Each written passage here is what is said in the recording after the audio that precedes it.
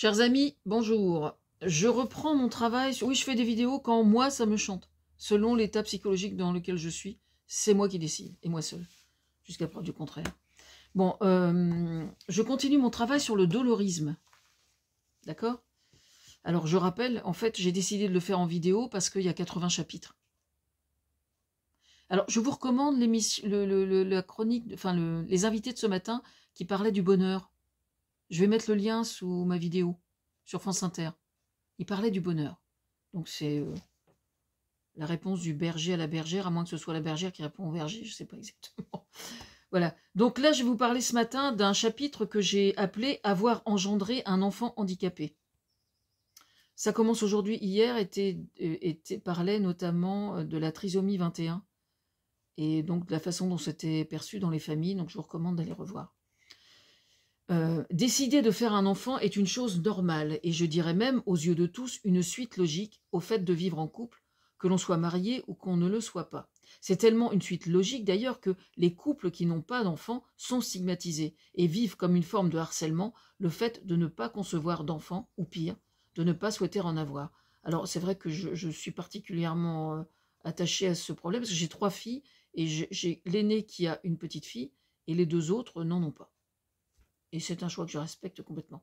Aujourd'hui, le problème de non-fécondité est devenu un problème de santé publique parfaitement sous-estimé par le politique, alors que parallèlement, l'inquiétude qui a toujours existé pendant la grossesse et une fois que la naissance a eu lieu, la crainte des parents d'avoir conçu un bébé qui porterait un handicap ou une malformation, ou que sais-je, a toujours été présente.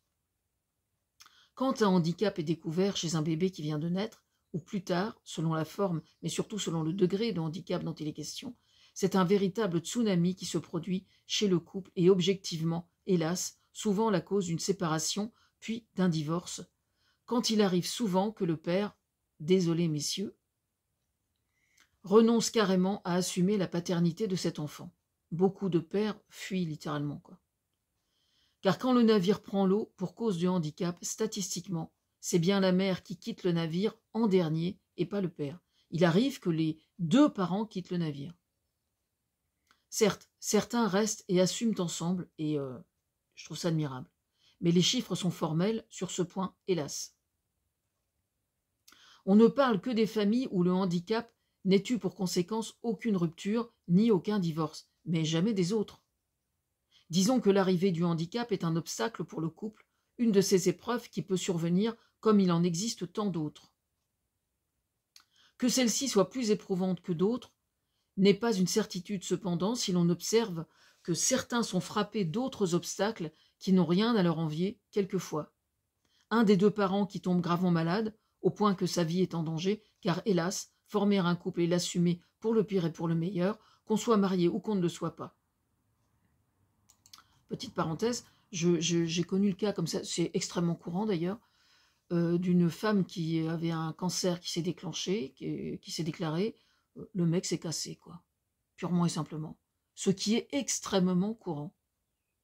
Les gens sont en couple, et la femme a un cancer, le mec se barre. Et j'ai eu des échos encore dernièrement de gens, de femmes qui étaient à Becquerel, qui étaient suivies à Becquerel, et statistiquement, sur 10 femmes qui sont en chimiothérapie, bah, il y a un fort pourcentage le mec s'est barré. Voilà. Purement et simplement. Alors j'imagine que l'inverse doit exister aussi, cependant.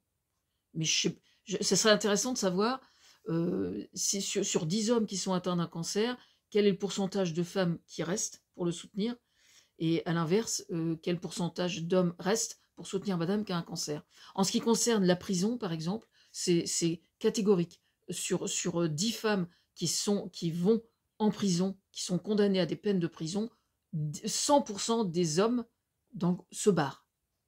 Là où, à l'inverse, quand un homme va en prison, je crois que ça doit être de l'ordre de 60 ou 70% de femmes qui restent pour soutenir monsieur.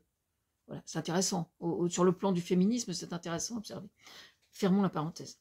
En aucune façon, même si le bonheur aide à se maintenir en bonne santé, ce bonheur en aucun cas ne suffit à garantir qu'on passe au travers des mailles du filet de la maladie. Alors oui, objectivement, le fait d'avoir conçu un enfant handicapé est bel et bien une terrible souffrance. Il l'est désormais de façon un peu moindre qu'il ne l'ait été des décennies ou des siècles avant, parce que le tissu associatif était inexistant, et donc les médecins ne pouvaient pas proposer aux familles ce soutien fort utile pour se sentir moins seuls devant l'adversité.